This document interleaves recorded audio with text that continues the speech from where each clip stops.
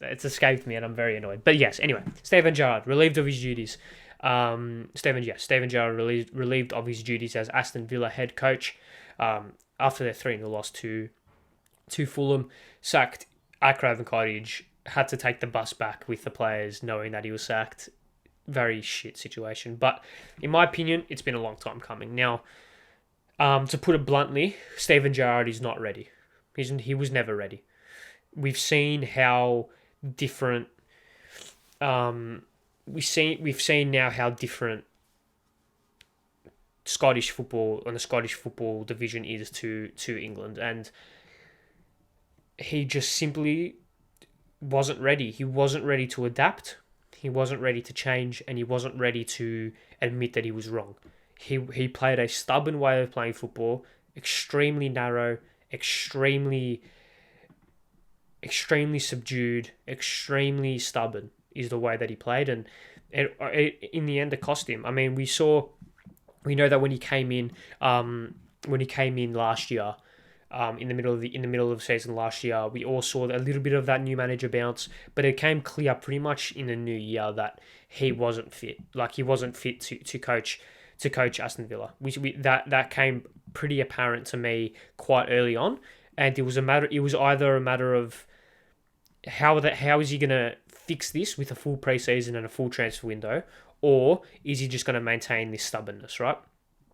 Because it was kind of the same thing that we have come to expect. Now Dean Smith got sacked. Dean Smith was relieved of his duties after a 1-0 loss?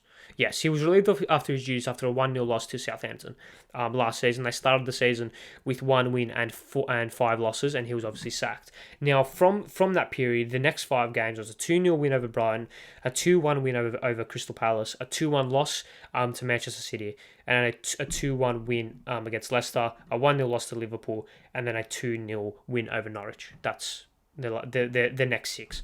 Now, from that point on, they won 1 game from 9, and then they went on a 3-game win streak before going on a 4-game loss streak, right?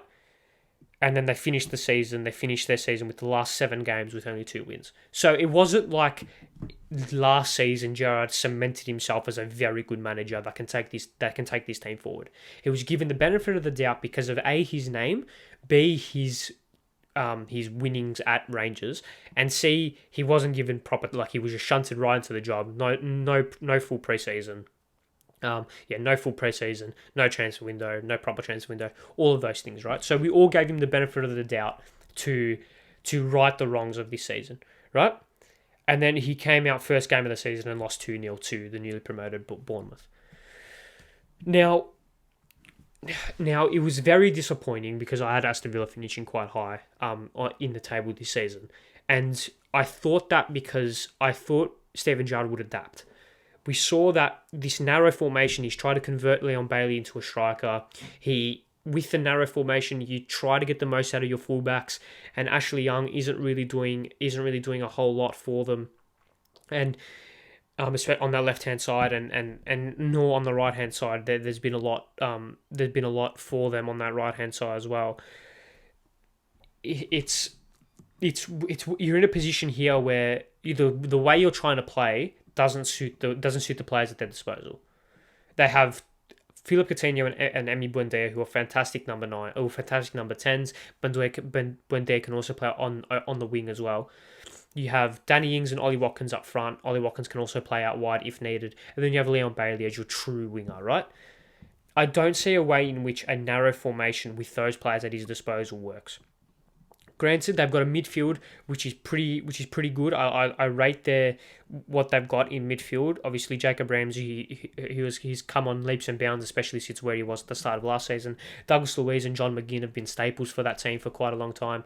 And you sit here and you think, why? How can this have gone so poorly with the signings that they've made as well? Especially, obviously, Kamara came into play as that holding midfield pivot.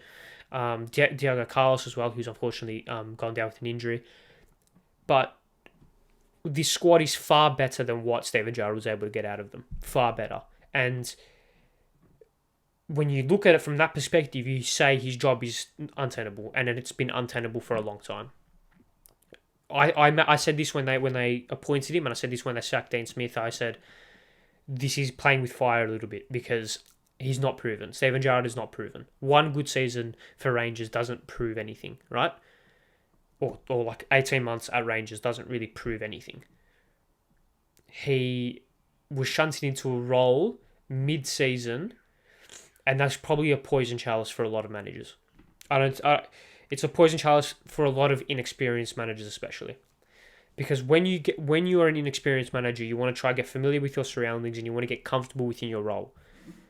Coming into a job and then having to play your first game on that weekend, maybe 4 or 5 days after you get the job, and then having game every single weekend from there, doesn't suit an inexperienced manager. So I thought that was a little bit of a red flag to start off with. And the way that they played football has never adapted. It never changed. His first game in charge, granted, it was a 2-0 win over Brighton. They played with Buendia Watkins. They played with Buendia Watkins in Ings up front. And the way that they played, kind of, while it was a little bit different, obviously, because it's been 12 months, right? So you'd expect the game plan to adapt a little bit. It's still very similar in a sense. It was still a very similar system, and that is concerning because it was so narrow to start off with. It was so narrow to start off with. He played almost like a little bit of like a Christmas tree in a sense, where it started with that 4 at the back, then it went to 3 in midfield, then it went 2 in behind, and then went 1 up front. That was present in his second game. In his second game, that system was present. And for it to still be present 12 months later with little to no changes, and for those little to no changes having not come at the expense of poor performances, shows that he's not ready. He was never ready, and it was a long time coming, and it was something where you can't be shocked at it in a sense. Obviously, it doesn't help that the first game where he is a manager, they win 4-0 over Brentford. They go 3-0 up inside 15 minutes. And they played a way of football which was expansive. It was wide. It was direct. It was fluid. Very different to the way that Steven Gerrard set this team up. He set them up with little to no identity, and he set them up with little to no successful way of playing football, which isn't sustainable. So that was something which I observed, and something which has ultimately cost him his job. Where does he go from here? Who knows? Who comes in for Aston Villa? Who knows? Obviously, Thomas Tuchel's in the market. I don't think he'll go there. I think Poch is in the market. I don't think he'll go there. I mean, if a narrow system didn't work under Gerrard, as if it's going to work under Poch. In terms of we already know a narrow system doesn't work, so how are you going to bring in a manager which plays a narrow system? Who else is there? Steve Bruce. I want to try and bring up the odds quickly, if I can find them, but I just don't. They won't go down. Villa won't go down. There's no chance they'll go down, right? So, you can't think in a doomsday. You can't think in a doomsday scenario where they could go down, or Steven Gerrard was going to bring them down. Was going to take them down. They were never going to get relegated. Even if Gerrard stayed in a job, they were never going to get relegated. So there's the odds. You have Ruben Amorim, who I don't actually know who that is, unfortunately. But you have Unai Emery at 5-1, which that'd be pretty good. You have Sean Dyche, Poch, Thomas Frank. That won't happen. Michael Beale. We'll speak on him briefly. Roberto Martinez, Nuno, Rafa, Tuchel, Bielsa, Scott Parker, Chris Wilder, John Terry, Jose, Dean Smith, Wayne Rooney, Hasenhüttl, Ole. I wouldn't mind actually. Ole, that's interesting. That's interesting. Ole at Villa. That's interesting because that's quite interesting. I think I might have to speak about. I might have to think about that quite a bit. I feel like he could do pretty well at Villa. Ole. He's not a good manager, but he'll set them up he will set them up in a 4-2-3-1, sit deep, low block, hard to break down, and then hit on the counter with when they are facilitating Watkins and Bailey and Ramsey. Could work. I want to speak about Michael Beale because his QPR are top of the championship, and it's quite clear to see that he was the main kind of main man behind the mission. He was everything that he was everything that Aston Villa fans thought Steven Gerrard was. Like I said, his QPR side on top of the league in the championship. He was the main man behind that system last year. And while it didn't perform well, it performed a lot better than what it has performed this season. He was a massive loss for them, a pretty underestimated loss by a lot of the football public, especially myself. As my camera doesn't focus, here we go. He was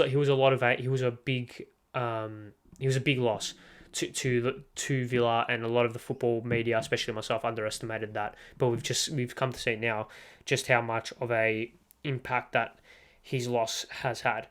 Emery as well. Is the second odds-on favourite. That'd be pretty good. He'd set them up in a very robust way. They will be very hard to play against, and they've got that individual brilliance up front to get them points and to get them wins where they probably don't deserve them. Emery would be a pretty good shout. Sean Dyche would be funny. Steve Bruce would be funny. I don't think either won't go to there. Either won't go there. But yeah, it would be interesting to see.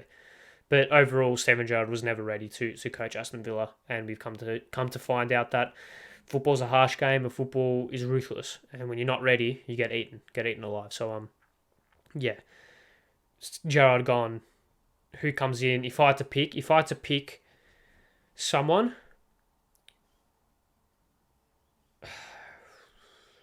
for Villa, I mean, the thought of Ole actually is not that bad. Because he did well with United when they played a counter-attacking system. And that's how he was set up to Villa. There's no emphasis on Villa to dominate games. He's got a ceiling. He won't take Villa to back into European competitions. But he'll get them to a pretty good place. Emery's probably he's obviously the second odds on favourite, so you see him. Nuno maybe. Nuno. If I had to pick, probably Emery's the one, but I wouldn't. Nuno there might do something. Might do something pretty good there. I don't know. If gun to my head, if I had to pick, I'd go Emery. I mean, just because the fact that he's second odds on favourite, there's no smoke without fire, right? So if he wasn't there, I probably wouldn't say him. But because he's there, I'd probably go with Emery. But yeah. That's enough of Villa. Let's move on.